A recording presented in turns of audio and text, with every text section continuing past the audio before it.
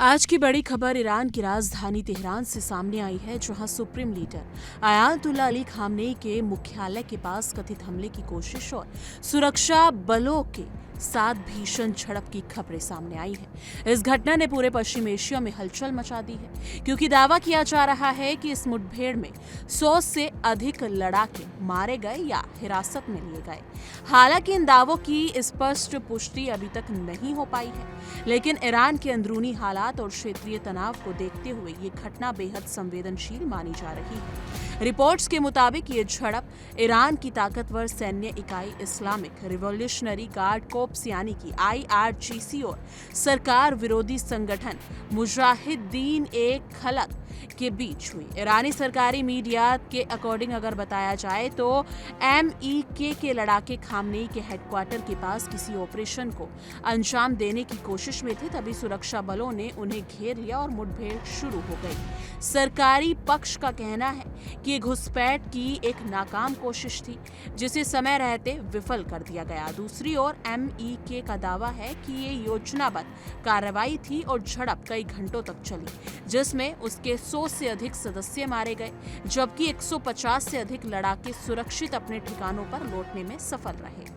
MEK ने अपने बयान में कहा कि झड़प सुबह की नमाज के समय शुरू हुई और सुरक्षा परिसर के भीतर 17 कैमरे सक्रिय थे, जिसमें से कुछ को निष्क्रिय कर दिया गया। संगठन ने यह भी आरोप लगाया कि संघर्ष में खामनेई समर्थकों को भी भारी नुकसान हुआ और परिसर के आसपास बड़ी संख्या में एम्बुलेंस देखी गई।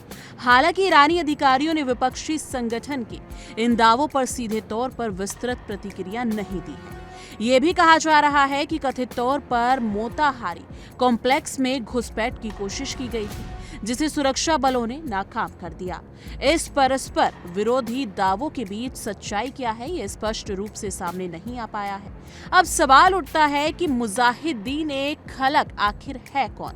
1960 के दशक में स्थापित ये संगठन शुरुआत में शाह के शासन के खिलाफ सक्रिय था, लेकिन 1979 की इस्लामिक क्रांति के बाद इसका टकराव नई सरकार से हो गया। समय के साथ ये संगठन ईरानी सत्ता के सबसे बड़े विरोधी समूहों में शामिल हो गया। ईरान की सरकार इसे आतंकी संगठन मानती है और आरोप लगाती है कि इसे विदेशी शक्तियों का समर्थन प्राप्त है। वहीं MEK खुद को लोकतांत्रिक परिवर्तन की आवाज बताता है। अंतर्राष्ट्रीय स्तर पर भी इस संगठन को लेकर मतभेद रहे हैं। कुछ देशों ने इसे अपने आतंकी सूची में रखा, बाद में हटा दिया। ये घटना ऐसे समय में सामने आई है जब ईरान और अमेरिका के बीच तनाव लगातार बना हुआ है। खासकर अमेरिका के राष्ट्रपति डोनाल्ड ट्रंप की वापसी के बाद पश्चिम एशिया की राजनीति में नई सरगर्मियां देखी जा रही हैं।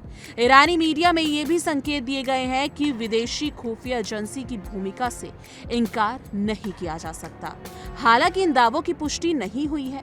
क्षेत्रीय विशेषज्ञों का मानना है कि यदि ये घटना वास्तव में खामनेई के मुख्यालय को निशाना बनाकर की गई थी, तो ये ईरान की आंतरिक सुरक्षा के लिए गंभीर चुनौती है और इसके जवाब में सुरक्षा कार्रवाई और कड़ी हो सकती है। फिलहाल स्थिति बेहद संवेदनशील है। दोनों पक्षों के दावे और प्रतिदावे सामने आ रहे हैं, लेकिन स्वतंत्र स्रोतों से पुष्टि का इंतजार है। इतना जरूर है कि तेहरान में सुप्रीम लीडर के परिसर के पास हुई ये कथित झड़प केवल एक सुरक्षा घटना नहीं, बल्कि ईरान की आंतरिक राजनीति, विपक्षी गतिविधियों और वैश्विक शक्ति संतुलन से जुड़ा एक बड़ा संकेत भी हो सकती है।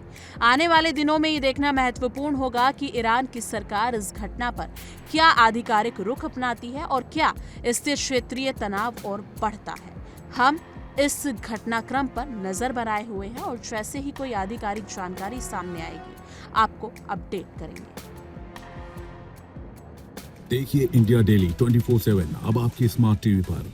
इंडिया डेली मौजूद है सभी डिजिटल प्लेटफॉर्म पर लाइव और लगातार। इंडिया डेली 24/7 हर दिन राष्ट्र को समर्पित।